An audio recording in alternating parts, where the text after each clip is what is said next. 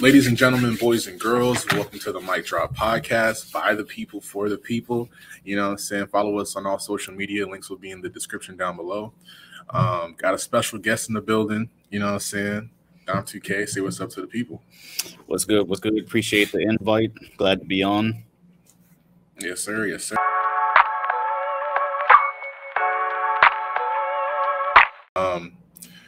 First off, how you been, though? I've been good, man. Busy. This was probably the busiest season, I would say, since I started content creation. So actually working with the NBA and then the G League and then now the 2K League. So it's pretty much year round. I'm always plugged with something extra to do besides just making videos. And I think in previous years, it's been mostly just making videos or podcasts or whatever. So this has been easily the busiest year. Like I thought I was going to get a break after the season. But yeah, it's either way. I just been busy, man. What about you? Shit, I just been chilling, man. Just doing this podcast and shit. Interviewing people, working on music. I got really big names on this EP I'm about to drop, which is about to be amazing, bro. Niggas about to be shocked. That's what's up. That's what's up. Yeah, much success. Appreciate it, bro. Appreciate it. So how was that 2K League shit been going? Like, how did you get into that? Yeah, I got into it from I think it's Black Frank White. He's the guy who hits everybody up, all the content creators, to work with the 2K League. And last year, after the season was still going by this point because COVID and whatnot. And yeah, he just hit me up on Twitter and said he'd be happy to work with me or bring me into the fold or whatever. And he got me working with the 2K League as a, how do I describe it? I mean, basically commentator. That's really what it is. I come in, they bring me in sometimes on like Wednesdays and whatnot, and I'll come in and join the regular broadcast. And they are also kind of recovering from COVID too, so they bringing back in-person events. And I got to go to Dallas last year and actually work with them in person and commentate in person. So I just figured it would be good because it's extra experience outside of what I normally do, which was always the goal. Like making videos is awesome and all this stuff, but in my opinion, no matter who you are, it has a shelf life. And if you can use it to, expand and do other things that you can actually put on a resume, pretty much, I think that's important. So I took it. And I'm working with them this year as well. I'm actually going to India in like 3 days to to help with their 3v3 thing. So yeah, no, it's been cool. They're all good people. The pro players are all cool people. The casters are all cool. Yeah, it's a fun experience for sure. That's what's up. That's what's up. So do you still do like regular videos, like the type of videos that you usually do on YouTube while you do the 2K shit, or do they just work on this? Yeah, not nearly as much. People have probably noticed over the past year and a half, not nearly as much as I used to, which is basically video essay content. That's how I started off that channel. But even my second channel used to be more 2K videos, and I just kind of got tired of playing 2K all the time. So that channel is essentially just a podcast channel now. But my main channel, yeah, I just made one about the Warriors. But back when it was really the only thing I was doing, I would probably come out with like a couple per week, or at least like a good amount per month, whereas like a video essay you might get one of those every few months now. So it's for sure changed, but that's just what happens over time. Like some people have it stable and they just have the same thing going forever, but for me things have certainly changed like by the year. Yeah, I've seen you on Instagram. You've been like interviewing a lot of NBA players lately. Who have you been able to talk to? Yeah, so working with the G League, that was a thing. The show was called The Weekly G, and we were able to interview G League guys pretty much every single week, at least one every single week. Well, really, it was just one every week. And then on the NBA Twitch channel, that was how I got to interview actually Clyde Drexler, which I haven't posted yet, but that's like the craziest one so far. Obviously, they last December were able to get me out to talk to Paul George and Breanna Stewart in person. So those are really like, it's kind of light on the actual NBA players. I've talked to Taco Fall, Gary Payton II on the Warriors, talked to him. But a lot of guys we talked to are like actual G League guys who hadn't been to the league yet, or they're kind of like back and forth. Justin Anderson is one of those guys, plays for the Pacers, but it's like 10-day guys too. So I've talked to a couple of like actual stable NBA players, but mostly G League guys. And it's been pretty cool. I'm probably forgetting some, honestly, but those are the ones that come off the top of my head. For sure, for sure. That's what's up, bro. That's what's up. I see you making moves. Okay. I'm trying. I see you. Big pimp. Okay. Shit. So just so that the people in this podcast like have a more of an idea about what you do, like how you grew up and stuff, just let them know, like, you know, where you went to school, what got you into YouTube content creation, and to where you are now. Yeah, I graduated college like 4 years ago. It was a small private school called Rollins in Florida. Pretty much people from Florida. Like, unless you're from Florida, you probably don't know where it is, but it's actually a pretty good school, pretty prestigious school. But I was doing YouTube since probably 2014, really. And I got into it just because, like a lot of people who play 2K at that time, it was getting popular to post 2K on the internet. So I just wanted to do that. And I was mostly starting it on Instagram. That's where I like really started way back, like 2012, 2013. I was doing like Instagram 2K content. And then naturally I moved to YouTube.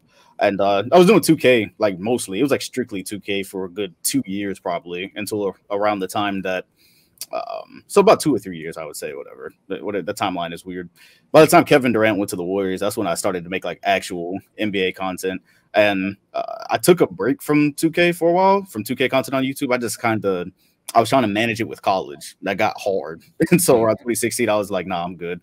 I stopped, and I stopped until that summer. And I was like, you know what? All right, I'm going to come back and I'm just going to talk about basketball. I'm going to use 2K, but I'm not going to make it strictly 2K. I have a lot of opinions. That's back around the time I was in a bunch of NBA Facebook groups. I was like, I might as well actually make content rather than sitting around in the group arguing with people all day.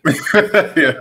I was like, I might as well just turn this into actual content. And, you know, it kind of hit pretty quickly. So that's been 6 years now. That's like loosely how I got into doing YouTube content. Okay. What'd you major in when you went to college? It was called, so that was Rollins is a business school basically, and it was called social entrepreneurship.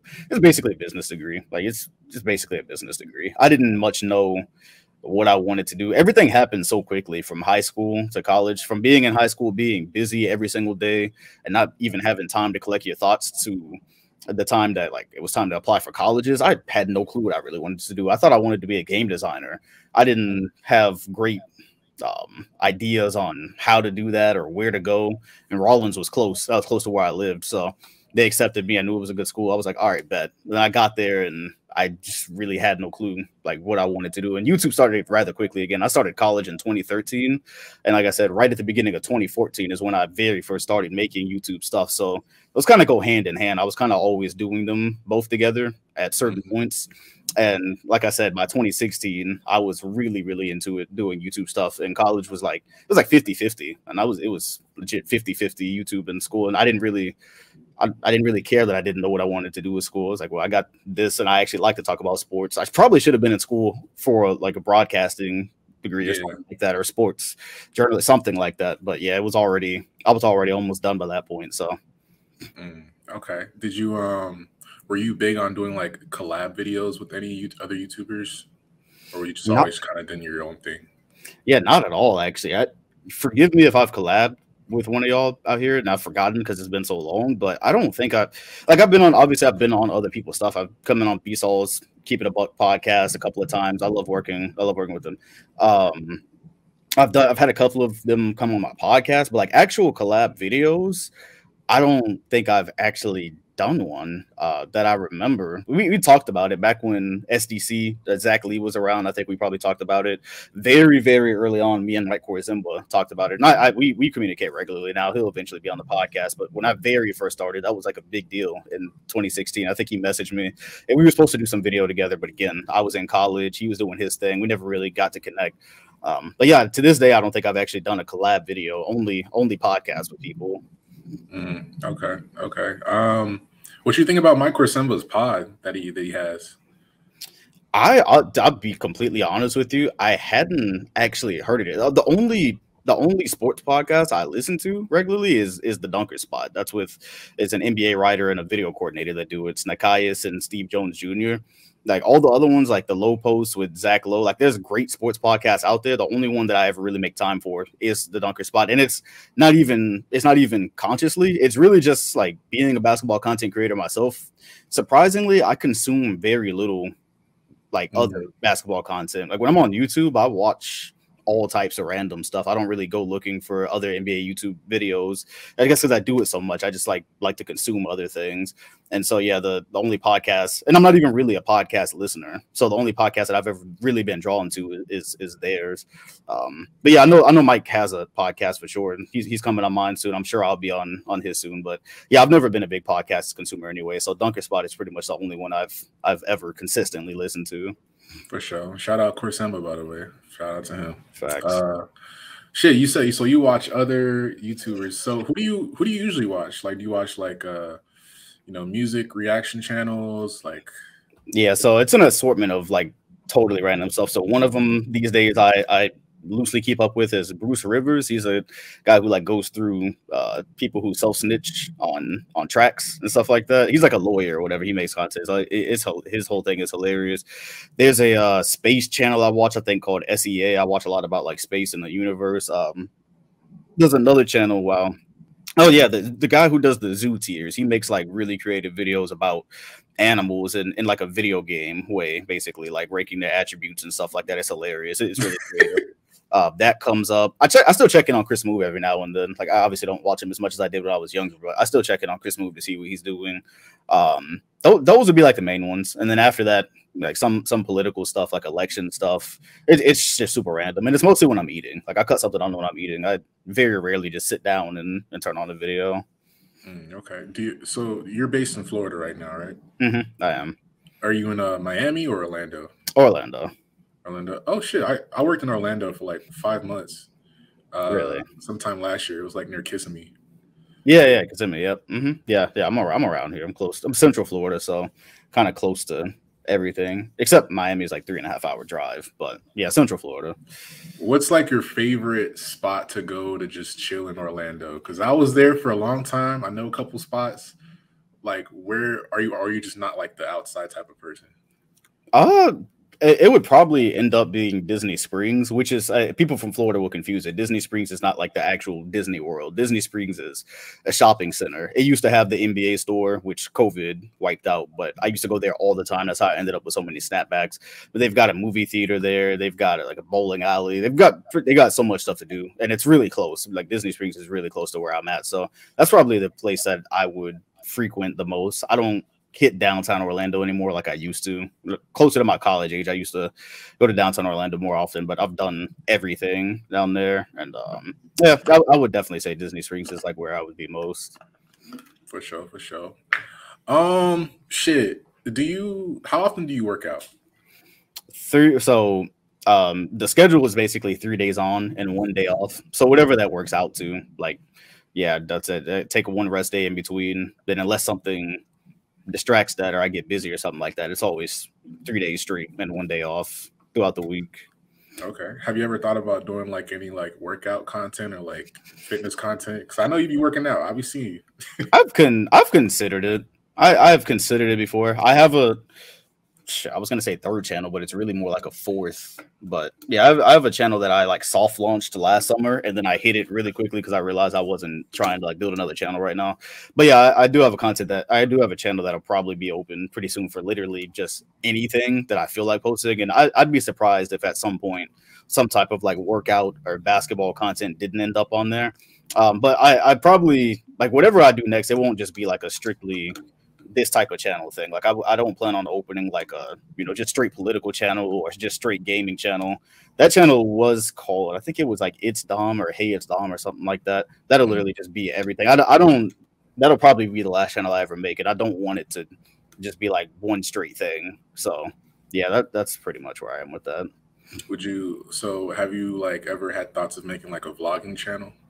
Yeah, like again, that's where vlogs would certainly go. Vlogs is easily my favorite type of content that I make. I did a couple for the playoffs. I went to the Milwaukee Game 6 with Boston, Game 7 in Miami. And yeah, vlogs are easily like my favorite thing. You just take the camera with you, which is literally just my phone, and the phone camera is good enough to get it done. And film some stuff, put it on a computer and cut it together. I had a lot of fun making those. So I could totally see doing more vlogs in the future as it goes on. And they would go on that channel for sure. Okay. So, I got to ask you, UNB Solar Celtics fans, what are your thoughts? Just going forward or like what everything happened? everything. Do you think that Jayson Tatum?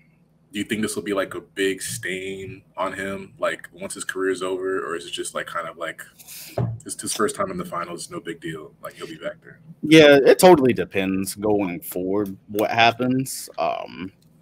I would guess that he's definitely going to be back in the finals multiple times throughout his career. He seems like that type of player.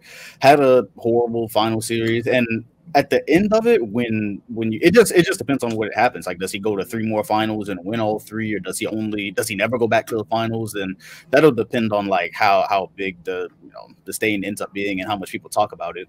But yeah, he strikes me as a player. What is he, only like 23, 24 years old right now? Like he strikes me as a player that will definitely the two-way guy is going to be a two-way superstar. Will one way or the other find himself as a champion one day and probably a finals MVP. But yeah, it was a bad series. The one thing I don't really bring up is obviously I think anybody who was watching could see that whatever happened to him in that Miami series with his back or his shoulder, that clearly played a part in what happened for the most part in the series. But yeah, Wiggins clamped him too, and he also threw multiple terrible passes, so that's why I hadn't really brought it up. But yeah, he was clearly dealing with something that he's never going to talk about until the end of his career probably. So, and again, I always say this thing on my own podcast that everything in life is optics, and it didn't help that like right before this finals he did the thing where he texted Kobe and posted it. So sometimes you draw the attention to yourself. We know how much he loves Kobe. We've seen him in the Lakers jersey for the commercial, and then he went and he sucked in his first final. So he's gonna get bashed, but he's gonna eventually win a championship as long as he's healthy. Eventually gonna win the finals MVP. He's gonna do better. But yeah, it was terrible. It was terrible to watch. If they had even like 70% of his normal production throughout all of the finals, they could have went on to win. But the fact that he was almost not contributing anything unless it was 3-pointers, that didn't help. Like the mid-range game wasn't there. He couldn't finish anything. He's a 3-level scorer that for multiple reasons got taken down to a 1-level scorer, and that played a big part in them losing in 6. So, but yeah, he'll as long as he's healthy. Tatum has a bright future, so I hadn't even really been worried about it like that. Because I was hearing a lot of people like come out their mouth and say, "Oh, Jaylen Brown's always been better than Jayson Tatum. He's like a better defensive player, better two-way player." And I mean, I could kind of see the argument, but go ahead. You can finish. And I was gonna say the whole narrative about Marcus Smart like kind of flipped too.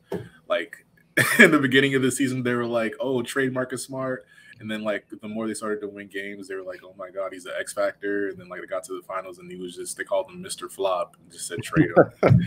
It's just crazy how like the fucking narrative of like everything just flip flops. But Yeah, and that's the thing. Like, I don't really get into as much as a person who's a big fan of the team. I never get into the whole thing of like who's much better than the other with Jaylen Brown and Jayson Tatum, because the reality is throughout the season and throughout playoff series, almost not really on a game-to-game basis, but on any given day, one of those guys can go from 35 to 40 points, and sometimes it's Jaylen Brown. And I think in the fourth quarter of game 1, you saw that Tatum sucked on offense, so they just let Jaylen Brown cook. And then sometimes like game 6 against Milwaukee, it's Jayson Tatum that goes off like that. Like and there's always going to be this thing, because I think at the end of the day, Tatum is pretty much the face of the franchise, and his ceiling, to me, I still think his ceiling is probably higher than Jaylen Brown. So if it ever came down to it, anytime soon, Tatum is not the one that'd be traded. It would be Jaylen Brown.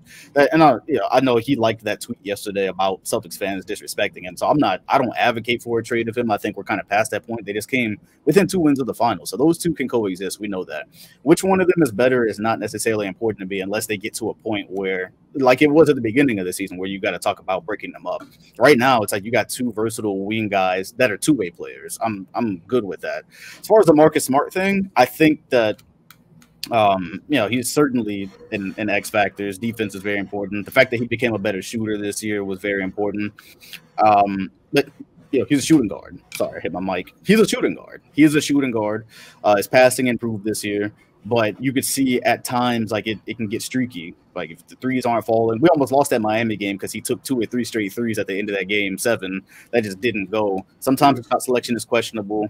I don't think he's ever going to be like a true PG. So for this roster, that is a legitimate question. It's not about hating on Marcus Smart. And personally, for me, I've always said, like, I never want to trade him. I just feel like he's our Draymond type player. I think he has the potential to be in terms of his defense, in terms of doing the dirty work. But it's a legitimate question to ask, like, hey, this roster, okay, for point guards, you have Marcus Smart, and you have Peyton Pritchard, who was a target anytime he walks on the floor as far as defensively. After that, like, you just don't really have like an actual point guard to come facilitate things that's not going to give something else up. You know what I mean? So with Marcus Smart, it's the fact that, okay, you bring him on the floor, he's your starting point guard. He's not really a point guard. Bring out Peyton Pritchard, it's not going to be a defender. And then after that, you don't have one. And so then you end up with Jayson Tatum having 100 turnovers in a postseason because he's overtasked, in my opinion. I think as a guy who's supposed to defend as much as he does and a guy who is supposed to score as much as he does, yeah, I want his playmaking to be better. And I think he got better at it this season, but also, like, not everybody's LeBron, fam. Everybody is not LeBron James. Everybody cannot do every single thing. And some guys are going to need a point guard to set them up and help take away that duty, take away that responsibility. So that's kind of where I land on that. It's going to be interesting to see what happens going forward. Yeah, most definitely. Do you think the Celtics might need like a playmaking guard? Maybe put Marcus Smart on the bench, 6-man? See, that's the thing, right? Because if we do get a point guard, this is why I'm so interested in what's going to happen this summer. If you do get a playmaking guard, Marcus Smart ends up on the bench one way or the other. So you have Jaylen Brown at the 2, Tatum at the 3. I'm pretty sure they're going to bring Horford back. And Robert Williams, his ability to roam on defense, that's one of the things that made this team so great. So I doubt they're going to be relegating him to a bench spot. So if we ever do end up with the point guard, it will put Marcus Smart back on the bench, and that'll be interesting because he just spent the season, pretty much playing the starting point guard role. But again, like right now, with the free agency class being what it is, with the league about to shake up with these Kyrie trades, like I don't even know what the deal is. One thing in my head, I'm pretty sure I didn't see the Celtics mentioned with it, but as John Wall gets bought out from the Rockets, I would assume Boston would end up making a run at him, like just because they can get him on a cheap deal and just come and see like what he can do as a PG.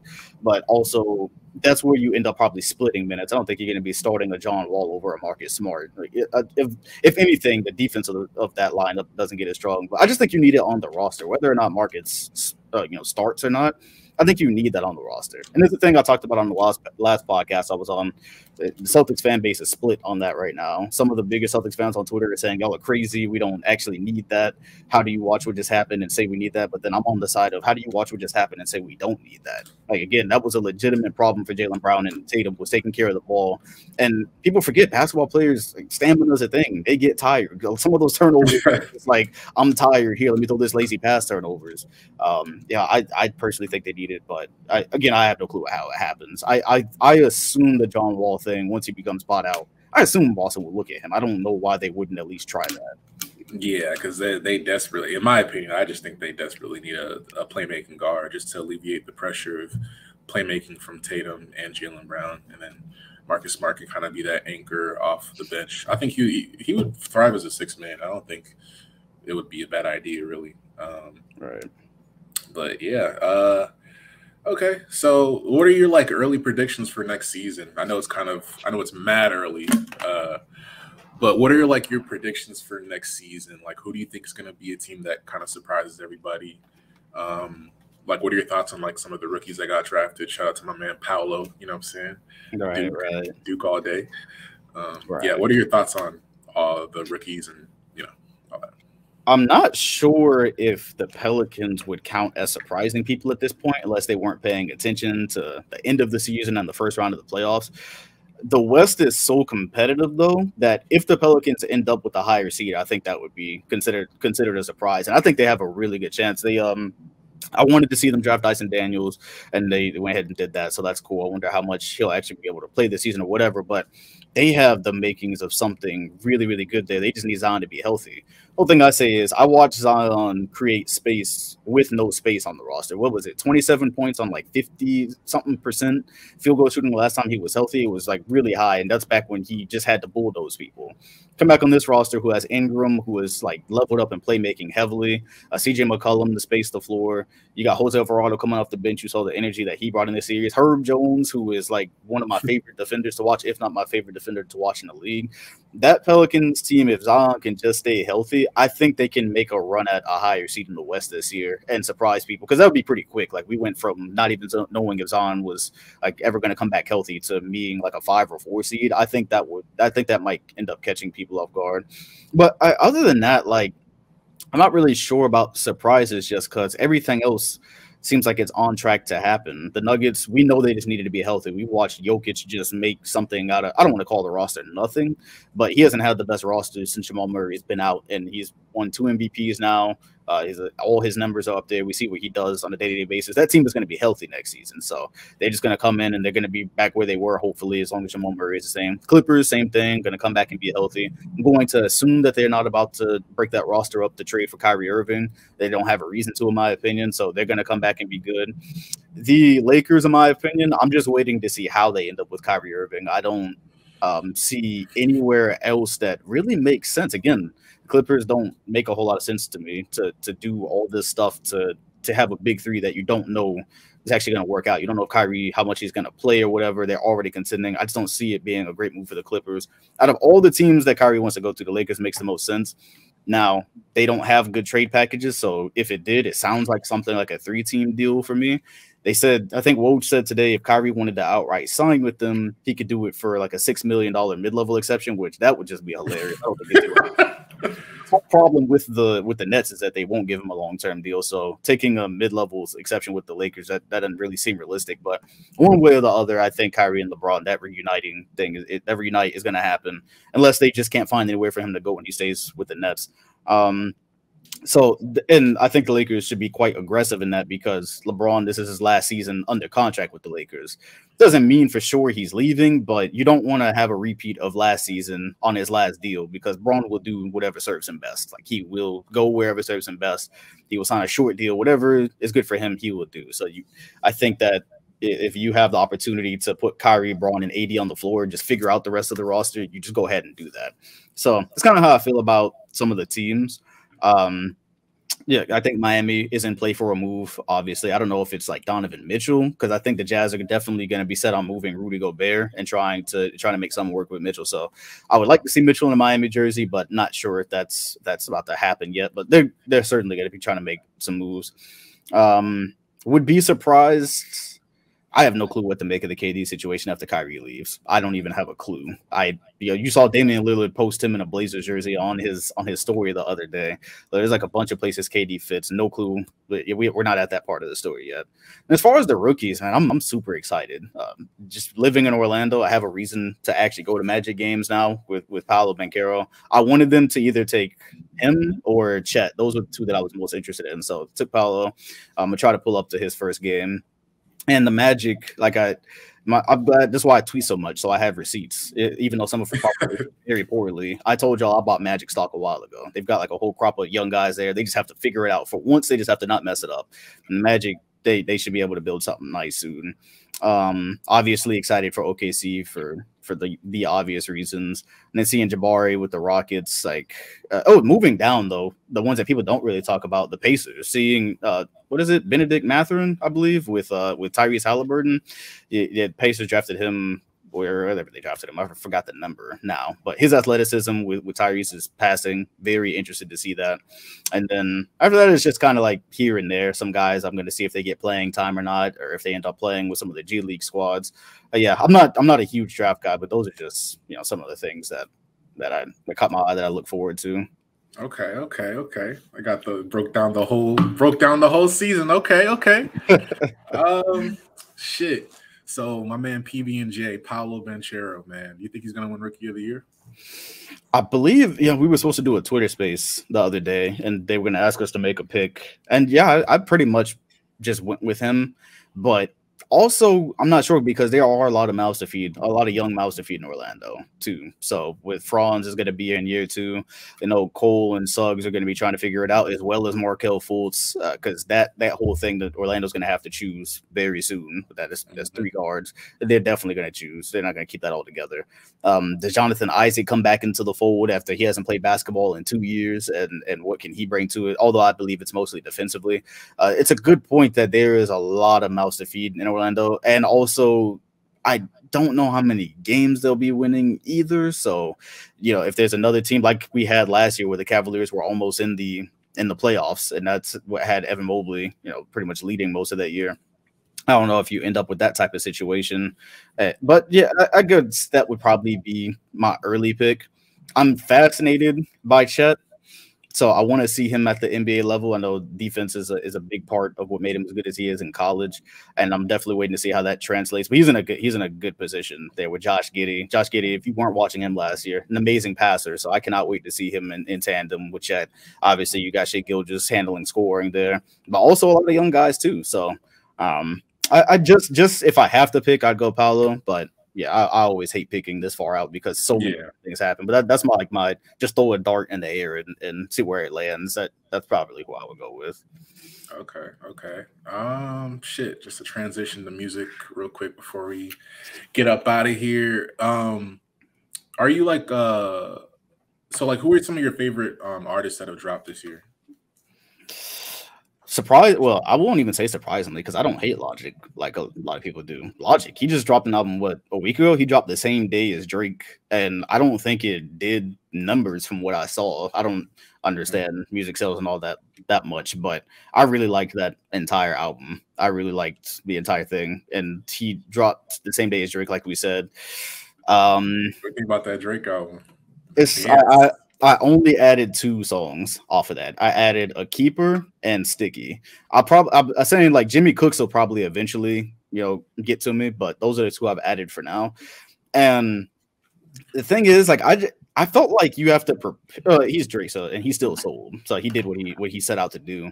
I just felt like for the reception, for me personally, anyways, as a fan, I'm like, prepare me for that type of stuff, because when I learned he was dropping that album like 6 hours before it dropped, so I'm like, oh, okay, bet we about to hear him talk about the same stuff he always talks about, but it's it's been working for 15 years. I'm like, okay, cool, give me the same thing in a new in a new sound, basically. Well, not even a new sound, you know what I mean? Just give me the same thing in a new song is what I expected. And I turned it on and I immediately heard like what tracks they were, and I was like, damn, it's just so far off from what I thought I was walking into. And the thing is, for me, I just appreciate a heads up before that, because Weeknd obviously has crazy range, but even the last project he dropped, which that was this year, wasn't it? Was Dawn FM this year? I think it was. Yeah, so I love Dawn FM, by the way. But even then, it was like he prepped us for that. He dropped some teasers, and you could hear the sounds. I'm like, okay, I know it's this type of Weeknd. I know it's not music that's gonna sound like Low Life or some of the other stuff I love from him. But I was prepared for that, so I was like, okay, I came prepared for Dawn FM, and I love Dawn FM. But even with that, like, I don't know if the Drake record is gonna ever grow on me, because some of the songs I found, some of those just sounded like trolling. Like the one called Current that has like the bed squeak in the background. It just sounded like trolling to me, bro. Like he just threw that out there because he's Drake. After that, I don't even remember most of it. So like I said, Sticky and A Keeper, I just pretend the rest of them don't exist. And surprisingly, I have not gotten around to a lot of the major stuff yet. Like I hadn't gotten around to Kendrick's album, which I know was probably a banger, but I just hadn't gotten around to it yet. But yeah, I would say like this year the most number ones for me have been the Logic album that just dropped, and then Dawn FM. And maybe I'm forgetting some stuff, but those are like the 2 that stick out so far. Okay, so you only like Keeper and Sticky? Yeah, Keeper and Sticky. That was it. Like, what about Flights Booked? Yeah, see, I don't even remember that one. And the way. How did you like listen to the album? Did you listen to it like right when it came out, 12 a.m. all the way through, just one time, and then that was it? No, so when that album dropped, I'm pretty sure I was playing 2K. I can't remember exactly what I was doing. It was late at night, and I turned on maybe the first couple of tracks, but I was busy, so I was like, all right, I'll come back to it. But I woke up the next morning and I played it straight through. So when I woke up, I just like was scrolling my phone and I was listening to it. And that's when I actually started live tweeting it and just having some fun with it. But yeah, a lot of them weren't really memorable to me. But the way that, like, whatever song you just named, I don't put it past it to one day creep up on me, because a lot of music from his old albums do that. Like, I'm just now discovering what is it called? There's a song called Lose You, I believe, from More Life. Yeah. More Life is like what, 5 years old now, 6 years old probably. That's 2017, is it not? Yeah. Like, yeah, so I'm just now discovering that one, and I probably heard it before, but when I heard it at first, maybe I just wasn't in the mood for it, or I skipped past it too quickly. Then I hear it randomly one day while I'm playing 2K, and I'm like, yo, this shit smacks, and then I add it. And so I don't put it past in like 2025, some of whatever this album is called is playing. I'm like, oh, how did I miss this track? And then I probably add it if there is any more. But that's honestly how I discover a lot of stuff from Drake. Even though I listen to pretty much everything he's put out before, it might be a song that literally just didn't hit me at that moment, and then years later I hear it pops up randomly and I add it. So I wouldn't put it past some of these tracks to do that. But right now it's two of what is it? How many songs is on that? Like 14, 15 songs? Yeah, I think it's like 14 or 13, something like that. Yeah, it's like 2 or 13. So on a scale of 1 to 10, what would you grade this in his discography? Because it seems like you don't like his shit at all. I mean, I had the same reaction. But yeah, when I listened to it more, I was like, okay, Flight's book is cool. Falling Back's a little bit too long. Currents is like, no. A Keeper's cool. Sticky's cool. Liability is like, I guess it's something different, but I'm not gonna play it. And then Jimmy Crooks, obviously. Yeah. Here's the thing, like one thing I acknowledged after I listened to it, the question I asked was, so how do people who like this type of music rate it? Like, how do people who like dance music rate it? Because admittedly, this type of music is really not much my thing. This isn't what I put on in any situation. So maybe it's like decent to those people. I don't know. For me, it lands at like a solid 4, pretty much, like 4 or 5. And especially if you compare it to his discography, like you just asked, it's for like a solid 4, because you have his super hard hitting stuff. If you're reading this, it's too late. The early stuff from 2013, Take Care from 2011. Like, he has stuff that outclasses this by many orders of magnitude. And for him, he's talked about it. You've seen his interviews. He's sounded like he wanted to try new things, and that's literally all this was. It seemed like he wanted to get out of his box. He sells because he's Drake, but I also suspect he has a lot of fans that like this type of stuff. I saw a lot of tweets saying, a lot of this music is going to play during the summer, whether y'all like it or not. And they're right. Like, it's going to play at events. You're going to hear it in the background.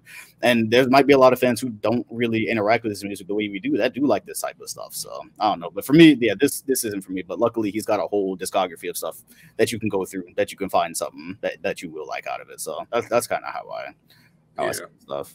When it came back to your point about you don't like artists when they surprise you on drops, I think If You're Reading This was a surprise album. Correct me if I'm wrong. I think it was. It was, yeah. It just dropped one night. Yeah.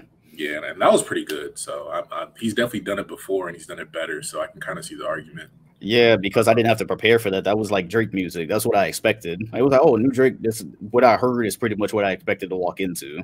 And with this, it was totally blindsided. It's like I got T-boned. Like, I was like, oh, yeah. I was like, you gotta at least drop a teaser for this so I can get ready, so I'm not disappointed. Because I think that's what happened with a lot of people. They were just disappointed. They were ready to hear some diplomatic immunity stuff, and then they heard this. And I think that's what a lot of the initial reaction probably was.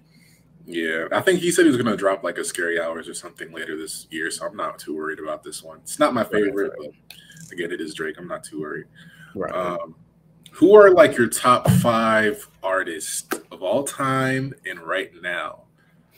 Yeah, so J. Cole is 100% on there. Drake is on there for me. Yes, me personally and who I listen to. Yeah, so J. Cole and Drake got to be on there. Weeknd, obviously, on there. So that's 3. If you're going through my life's discography, it'd be impossible not to put Lil Wayne on there. He dominated like my music library from the 5th grade to like right when I got to college. Probably is kind of where he slowed down a little bit. So that's a long stretch of time. Wayne's got to be on there. Who would I give that 5th to? Kanye. I like a lot of Kanye stuff, but admittedly, I need to sit down and go through his discography more. I've heard a lot of Kanye throughout my life. Do not get it twisted. Honestly, in my own life, it might end up being T-Pain, actually, because he also, even though it was probably for him, I guess it would be a shorter amount of time. I discovered him in the 5th grade. He wasn't dropping a whole lot by the time I was in probably the 9th or 10th anymore. But in that short amount of time, like you talk about Love with a Stripper, talk about Sprung, Bartender, Buy You a Drink. Like there's just a whole lot of stuff. And maybe even he might even share that. Maybe you could swap him out for a Chris Brown as well. Listen to a lot of his stuff coming up. So yeah, when you get to that 5th, it starts to mix up a little bit. But Yeah, that's like around the list, and like I said, that's just the music that's dominated by life. I'm well aware Kanye is probably better than a lot of people I named. He's got every time I discover something from Kanye I hadn't heard in a while, I'm like, oh yeah, this shit is hard. So, but I do need to go through his discography like with an actual concentrated effort and listen to a lot of what he's done. Yeah. Okay. So you said your artist. So is that like your all-time list too, or is it just like who you listen to like right now? Yeah, honestly, all time and probably. I mean, I don't listen to T-Pain as much these days. Like these days, gosh, my library is all over the place for real. Like Drake has obviously been in play, like because what happened is I discovered Spotify in 2017. That was like when that's where my playlist starts, and so that's where I probably started to discover a bit more artists. But Drake is for sure there these days. I don't listen to Wayne as much now. I don't want to say the only consistent one I listen to is Drake, but that's definitely most of it. Weekend is today as well. Like the ones I would say aren't today would be like a T-Pain and Chris Brown. Not as much. I don't spend them as much these days. I don't spend Post Malone that much. When he came out with that album in 2019, I listened to it a lot. But yeah, I would say Drake and Weekend dominate a lot of what I listen to today, and J. Cole. Those three dominate a lot of what I listen to today because I'll spin J. Cole at any time. I rock with Kid Cudi as well. He's probably not on my all time list or anything, but I rock with Cudi for sure. And then just a lot of randomness. Like my playlist is all got like rock and roll and fucking something. Yeah. Okay. Okay. That's what's up. So shit, what's in the future? What is the future live for Dom 2K, bro? And hopefully more of what I'm doing now. Like I said, this year has been my busiest year. I'm going to Indy soon. Maybe I'll end up in Summer League. I'm still unclear on that. There's no way, honestly, that I shouldn't be at Summer League this year with some type of, I'm not a reporter or anything, but some type of credential, like some type of credentialed media. I pulled up to the G League stuff as credentialed media pretty easily. I should definitely be at Summer League. But either way, also like from streaming, I didn't even mention the whole time that I stream on Twitch quite often, and I'm part of Team Tommy, just Tommy Hilfiger, which is basically streaming with their gear and their clothes on that they send. I'll actually be in the Netherlands this month at some point in Amsterdam doing some type of shoot. So who knows where it'll go, but it'll be more stuff that's separate from YouTube, I would say, because the Team Tommy thing came out of absolutely nowhere. They just wanted to Tommy Hilfiger just wanted to get into gaming a little bit. So they found streamers that they think would be good to start that process. And a year ago or two, like I always think opportunities are coming my way, but like I never know which. So that's one of those where it was just kind of left field. I had no clue that was coming. Now all of a sudden I'm going to, do a photo shoot in another country and going to TwitchCon too. I'm pulling up to TwitchCon as a part of what they're doing. And opportunities like that will probably just come more often. So I will always be covering the NBA. That's just what I like to do. I'll always be playing 2K in some capacity. But as these days, I'm starting to play different games on stream, so it's not always 2K. You'll probably see more opportunities that I dig into that aren't related to basketball. I could totally see a lot of that happening, but I always want to keep my YouTube channel around. I always want to post, even if it gets to a point where I'm only posting once a month or once every 2 months. Like I still kind of always want that around because if anything, it's like an archive. It was a really, really important time in my life, so I always want to post. But I've never in my life wanted to be only a YouTuber because I'm telling y'all, if anybody listening wants to be a YouTuber or a content creator, no matter who you are, like there is a shelf life. No matter who, like it does not matter how banging you are right now. Even if you are around for a really long time, one day your numbers will probably be lower than they once were. No matter what, like you be the best of the best, and your numbers will be lower one day than they once were. So, I would say like capitalize on it when you have other opportunities that might seem a little bit strange, and maybe you're not all the way into it, but it seems like it can help you in the future. Take those, and that's kind of what I'm doing now. So it'll be more and more NBA stuff. I expect to be at more games, stuff like All-Star Weekend, but it's stuff outside of the NBA too, for sure. For sure. All right, man. Appreciate you coming on, brother. You know what I'm saying? Anytime you want to come on, you're welcome as always, man. You're MicDrop family now, so you know what I'm saying? Right. Anything that pops off in the NBA, I'll be sure to hit you up. Good luck to everything in the G League, bro. You know what I'm saying? I'm sure B-Souls, let's keep it a Buck family. We're all proud of you, bro. So keep doing your thing. Appreciate it. Appreciate it. Yeah, no, keep doing your thing too. Thanks for the invite. I'm down to come on anytime. I always like doing stuff like this, so appreciate it. For sure. All right, peace out, bro.